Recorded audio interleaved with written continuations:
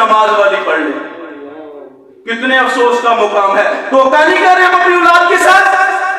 اولاد باپ ماں کے جنازے میں ہے, بھائی کے جنازے میں ہے, جنازہ پڑھنا نہیں آتا.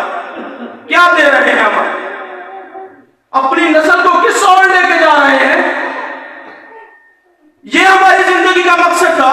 ایک طرف اتنی تکلیفیں دی لی, کس کے لیے؟ اس امت کے لیے. اور ایک طرف ہم امتی ہیں, ہمیں پتہ ہی نہیں. میرے بھائی قرآن کھولو گے تو پھر ہی سمجھ آئے گی قرآن ہے کیا یار. یہ کس طرح تکلیفیں دور کرتا ہے, کس طرح شفائیں دیتا ہے. میں ایک بادشاہ کا واقعہ سناتا ہوں آپ کو. ایک بادشاہ تھا, اس کے جسم کے اوپر ایک پھوڑا نکل آیا. شفا کیسے بنا میں بتلا رہا ہوں آپ کو. اس کے جسم میں پھوڑا نکل آیا. جب پھوڑا نکلا نا تو سب ڈاکٹروں کو بلایا گیا, مگر کسی سے اس کا علاج نہ ہوا.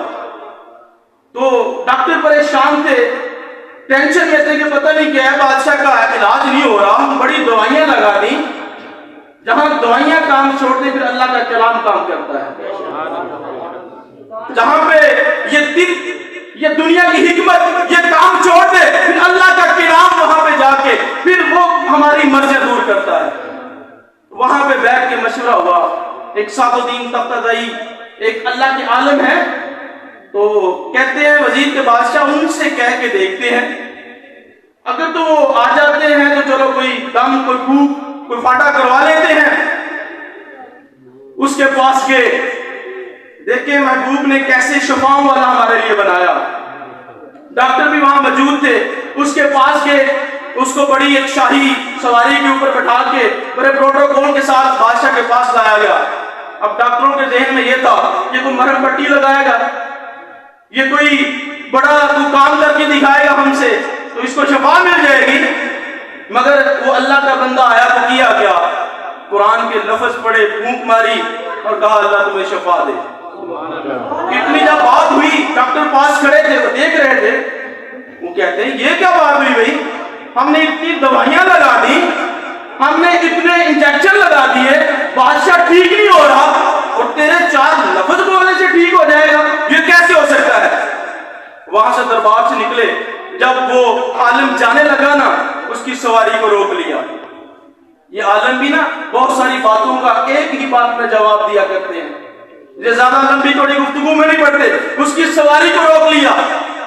بڑی قابل غور بات کرنے لگا ہوں, دل کے کانوں سے سنو گے تو سمجھ آئے گی قرآن کیا ہے, یہ اللہ کا کلام کیا ہے. جب روکا نا, کہتے ہیں رک بھائی, اتنی دوائیاں لگا دی ہم نے اور تو ہے کہ 4 لفظ پڑے اور نکل چڑھا اور کہا شفا مل جائے گی, یہ کیسے ہو سکتا ہے. تو آگے سے وہ غصے میں آگے سعد الدین طبطبائی غصے میں آئے, کہتے ہیں دبو پیچھے ہو جاؤ, سائڈ کو راستہ خالی کرو. جب یہ بات ہوئی نا, ڈاکٹر پہلے پریشان تھے, غصے سے لال پیلے ہو گئے. جب غصے سے لال پیلے ہوئے نا تو پھر بادشاہ کے دربار میں گئے, کہا یہ عجیب بندہ بلایا, یہ ہمیں جھڑک کے ہمیں جھڑکیاں دے رہا ہے. دربار لگ گیا, بادشاہ نے بلایا, امام صاحب اے عالم دین, اے بزرگ, کیا ضرورت تھی. وہ پہلے پریشان تھے, آپ نے ان کو ڈانٹ دیا. تو آگے سے سعد الدین طبطبائی جواب دیتے ہیں, میں نے ڈانٹا تو نہیں, میں نے ان کے سوال کا جواب دیا ہے. کہتے ہیں جواب دیا ہے, یہ کیسا جواب ہے, آپ جھڑک رہے ہو, یہ کون سا کیسا جواب ہے. کہتے ہیں میں نے ان کو جواب یہ دیا ہے, میں ایک دنیا دار بندہ ہوں, میں نے لفظ بولے ہیں, ان کو اتنی تکلیف ہوئی, ان کے چہرے لال پیلے ہو گئے, اور جس کا کلام پڑھ کے میں نے تجھے شفا کے لیے پھونک ماری ہے, اس میں کتنی طاقت ہوگی. میرے ان لفظوں سے ان کو اتنی تکلیف پہنچی ہے, تو جس کلام میں اللہ نے اتنی طاقت رکھی, اس کی شفا جب ملے گی اس میں کتنی طاقت ہوگی. کہ میرے لفظ میں دنیا دار بندہ ان کو اتنا لال پیلا کیا, اور جہاں اللہ کے کلام کے ساتھ میں نے پھونک ماری ہے, اس کا کیا عالم ہوگا. تو میرے بھائی یہ باتیں یہ ایسے ہی کرنے کے لیے نہیں ہوتی. آپ صلی اللہ علیہ وسلم نے صحابہ کے گروہ میں بیٹھے تھے, تو آپ نے صحابہ سے عرض کیا, مخاطب ہوئے, فرمایا آپ میں سے کوئی ہے جو وادی بطحان یا عقیق میں جائے اور وہاں سے 2 موٹی تازی اونٹنیاں لے کے اور بغیر کسی گناہ یا قطع رحمی کے لے کے واپس آ جائے, آپ میں سے کوئی چاہتا ہے. تو صحابہ نے عرض کی رسول اللہ کون نہیں چاہتا مفت میں کسی کو 2 اونٹنیاں مل جائیں موٹی تازی اور کوئی گناہ بھی نہ ہو, کسی کا کوئی احسان بھی نہ ہو, اس سے بڑی کیا بات ہو سکتی ہے؟ تو قابل غور بات ہے. تو پھر آپ صلی اللہ علیہ وسلم فرمایا اگر سب یہ چاہتے ہیں تو پھر مسجد میں جا کے جو بندہ 2 آیتیں کسی عالم سے سیکھے گا اللہ اس کو 2 موٹی تازی اونٹنیوں کا ثواب عطا کرے گا. کہا 3 آیتیں کو سیکھے گا 3 موٹی تازی اونٹنیوں کا ثواب اسے ملے گا. پھر کہا اسی طرح جتنی آیتیں وہ سیکھتا جائے گا اللہ اتنی اونٹنیوں کے برابر ثواب دیتا جائے گا. میرے بھائی کتنی بڑی بات ہے, کوئی چھوٹی بات ہے, کتنی بڑی بات ہے, کتنی پاور کتنی طاقت ہے اس کلام کے اندر. اور جو سیکھ رہا ہے اس کو 2 موٹی اور تازی اونٹنیوں کا ثواب مل رہا ہے ایک آیت سیکھنے پہ, اور جو سکھا رہا ہے اس کا کیا عالم ہوگا. آپ نے فرمایا تھا مجھے معلم بنا کر بھیجا گیا ہے. اور یہ جو انبیاء کے بعد جو عالم دین ہے یہ دین کے وارث ہیں. انبیاء کے بعد کہتے ہیں کہ انبیاء کی خدمت کرنا یہ بڑا ایک اچھا اور نیکی کا کام, ثواب کا کام ہے. انبیاء کے بعد اپنے عالم دین کی خدمت کرنا یہ بھی بڑا ثواب کا کام ہے.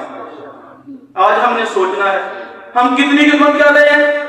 مراسی کو بلا لیں ایک گھنٹے کے لیے 30,000 تو دے دیتے ہیں, مگر عالم دین جو 30 دن آپ کی 5 وقت کی نمازیں پڑھاتا ہے اس کے لیے 100 روپے دینا اور 10 چکر لگتے ہیں.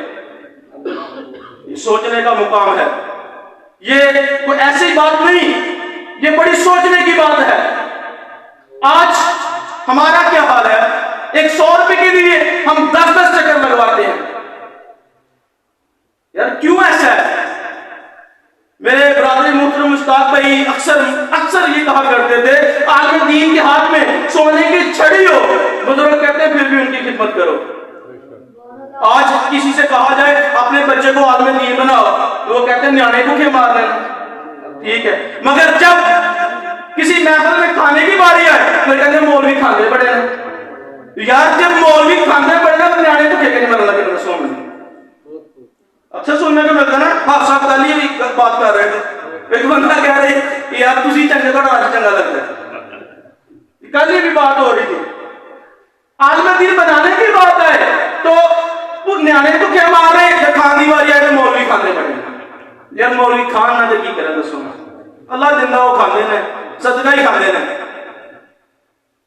وہ دیتا صدقہ کھانے نے. تو میرے بھائی اپنی نسل کے اندر دین کی لگن پیدا کریں. یہ ڈاکٹر وقاص آج آپ کے سامنے جو کھڑا ہے قسم خدا کی میں کچھ بھی نہیں تھا, میں گندا ترین انسان تھا, گناہ عیب میرے اندر بھرے تھے. یہ ان کا فائدہ جو مجھ میں داخل ہو رہا ہے. حقیقت بات کر